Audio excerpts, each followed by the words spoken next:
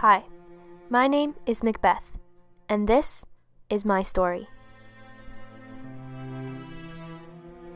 I was born a beautiful little baby, of course, but my story didn't really start there. You see, it was all around the time when I was Thane of Glamis, and that was all, at first. Life was good, and one day I went into battle for my country. I defeated everyone in my path, because I am the great Macbeth. Even kings could come to fight me, but they would all fall. My best friend Banquo and I fight bravely beside each other. After the battle, we met with 3 weird sisters. They looked crazy. When I saw them, I said, "Speak if you can. What are you?"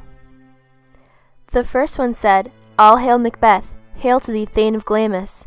The second said, "Hail to thee, Thane of Cawdor." And the third, "All hail Macbeth, thou shalt be king hereafter." Banquo then asked them to speak to him.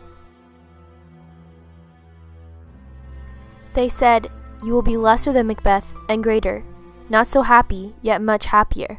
Thou shalt get kings, though thou be none." Was what the witches saying true? Yes, I was Thane of Glamis, but I will be king? But so will Banquo's sons. And I'm not even Thane of Cawdor. But wait. Something crazy happened then. 2 men came and named me Thane of Cawdor, just like the witches said. Did that mean I will be king too? I had to write to my wife. I wrote her a letter explaining what had happened and what the witches had said. I then met with my King Duncan, who told me his son Malcolm would be the next king. He then told me he was going to stay at my house. When I got home, I met up with my wife, the love of my life.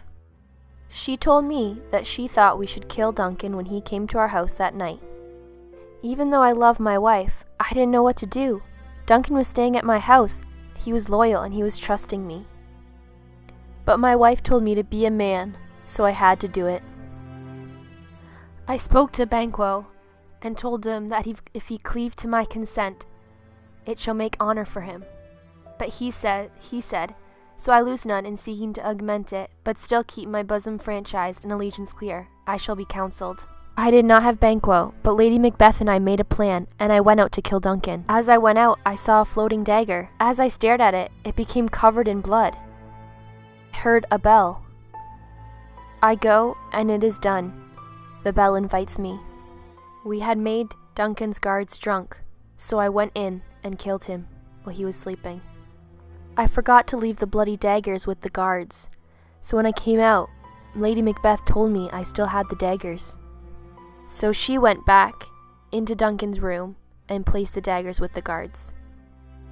We were both covered in blood, but Lady Macbeth told me a little water could clear us of this deed. Later, everything turned into chaos, with everybody showing up at the castle. I didn't know what to do. I had just killed the king.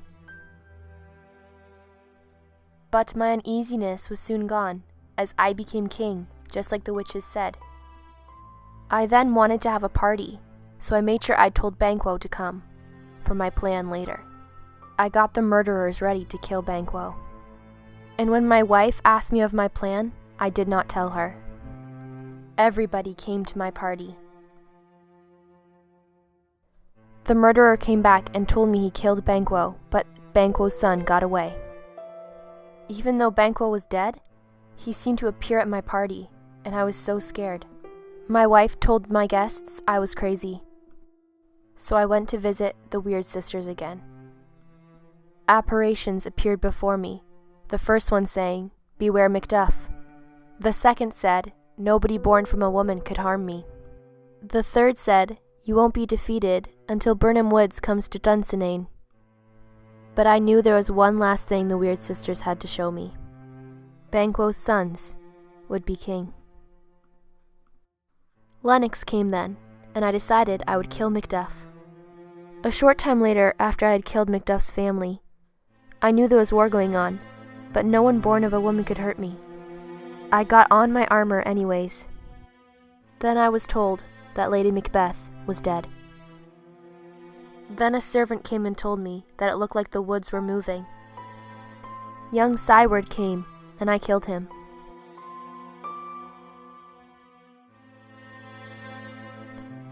Then Macduff came to fight me, because I killed his family. I told him he couldn't kill me because he was born of a woman, but he was like, "Yo, I'm actually not."